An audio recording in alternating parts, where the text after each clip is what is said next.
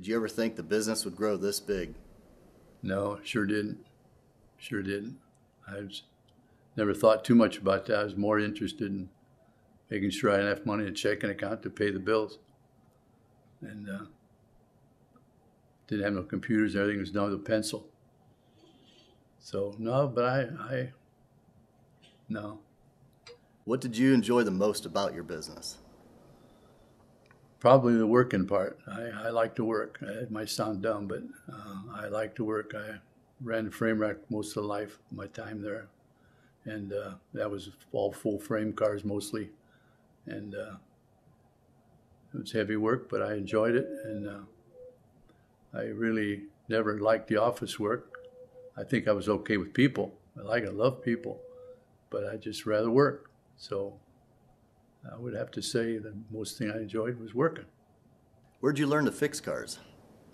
From the time I was a little kid, I read everything I could read. And mostly just from reading and doing it self-taught, mostly. Worked for a short time for a fellow in Rittman. Don Smith was his name. He's deceased, but he taught me a few things. But basically, I was self-taught. When I went to work there, he asked me how many places I worked at, and I said, none. But he hired me anyway. And I told him I'll work a week. And if I ain't what you want, I said, I'll walk away and you don't have to pay me. That was my first job after I got out of the tool and die shop. And we remained friends till he died. Is there any one memory that stands out? Yeah, probably. Well, I don't remember one I did. I bought a 40 Ford Coupe and the motor was bad in it. And I got a junkyard motor and took it down to the local machine shop and had it bored and new pistons and stuff. And I had my wife's uncle, it was an old Ford mechanic, and I asked him to help me put it together. And I waited and waited and waited. And finally, I just got me a book and did what the book said and put the motor together myself down in the basement and washed the parts out in the wash tub. And that went over big with my wife. And got some help, carried it up the steps out and put it in the car and fired right up. So I must have learned something out of that book. Were there ever times when you were starting out that you thought to yourself, why am I doing this? Or what was I thinking? I don't know if it's necessarily that to that extent, but I remember a job I did. It was a black Falcon. It was straight enamel, and I painted it. And it had so many runs in it, I went and got 2 gallons of thinner and washed the car all down. And knew I was over my head at that point. Probably the first car I ever painted. And it belonged to a buddy of mine, and I just took it back to his house and said, I don't want to do this.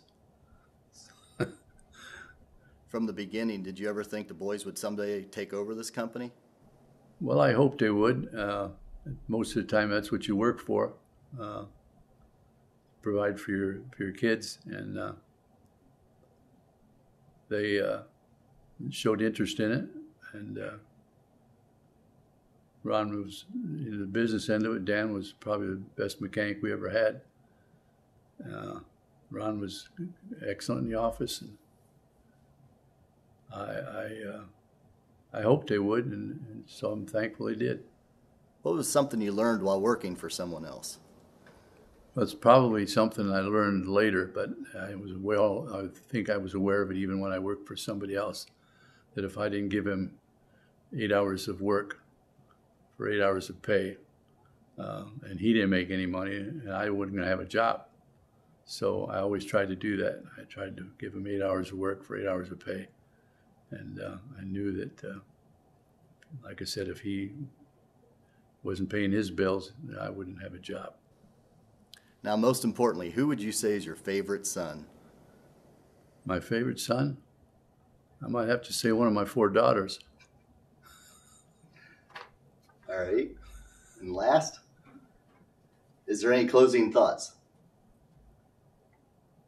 Life's been a good life. 76 years old, never had to bail any of my kids out of jail. And if you can do that in life and have a good family and put food on the table, can't ask for much more than that.